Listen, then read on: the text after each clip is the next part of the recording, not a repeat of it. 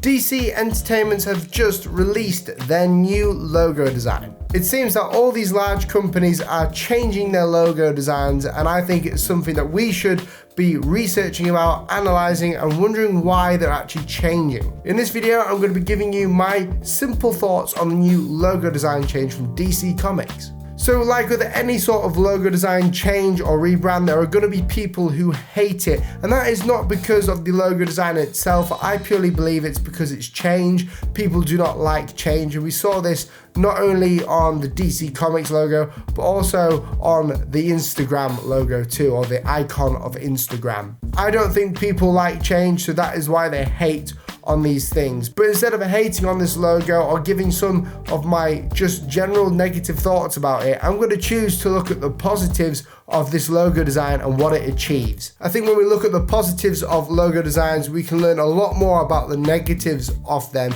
because in this logo, I believe there are so many more positive sides to it rather than the negatives. So let's jump right into some of my thoughts about this new logo. Simplicity. As with all logo designs, it has to be simple, and you can definitely tell that DC have made their logo very simple. I believe the company who's designed this logo is a consulting company, a design consulting company called Pentagram. So they're the ones who designed it. And you can definitely tell that it looks very, very simple because it's just a circle with a D and a C. The current trend at the minute when people are designing logos is to make it very simple typographically and in an illustrative way. This isn't because that's just the general rule for logo design, it's because logos are now being seen on multiple platforms and in different ways. So now it's so much more important to make sure the logo designs are seen in every single angle and light, when it's on a phone or whether it's on an iPad, a computer, or a 27-inch iMac.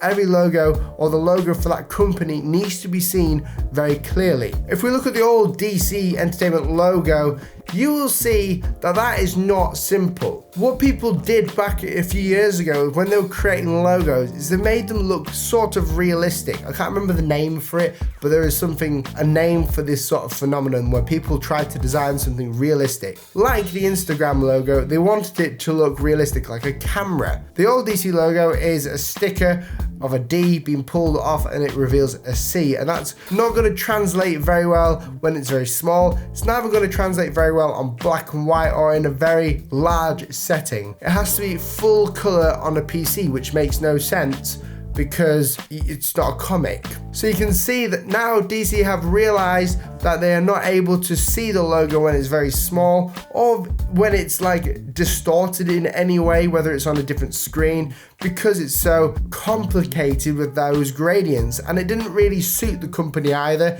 It sort of looked like a Discovery Channel logo. So now that they've made it super simple with just a D and a C, it looks so much better and I can see the functionality of it. The next really good thing about the new logo is the consistency of it. Now when I look at this logo, I can definitely see that it's a DC comic logo because of the way that it's seen and the way that it's consistent with the comic book lines. Beforehand, it looked very futuristic and very formal, but now it looks a bit more childish and it has more of a cutting edge, like it should do with more comic book typography. The typography is consistent to comic books, hence why it's more consistent all the way around with the brand. People will be able to relate to it a bit more when looking at the company. Another great thing about this logo is the timelessness. This logo is going to be really good for withstanding the test of time. The reason being because it's not following a current trend, but it's being very functional and it's going to help consumers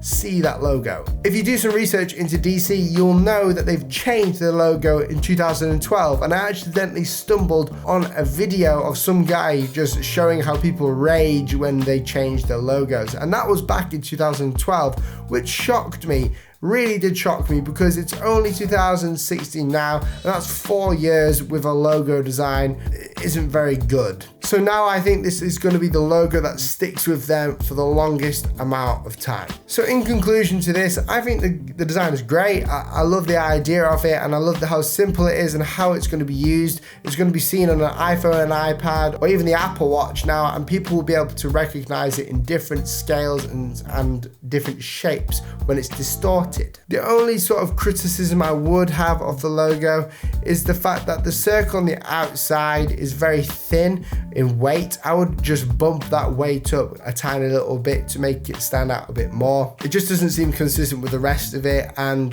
that's just my only gripe. But those are my thoughts on the new logo design. I would love to know what you guys think about the new logo too. Let me know what you like and what you dislike about it, and we could talk about it in the comment sections below. If you would like some free products, then you can go ahead and check out my Patreon page, where you can support me and the content on this channel, and in return, anyone who becomes a patron gets all my products for free in a download file at the start of each month. Thank you very much for watching, guys, and I'll catch you next week.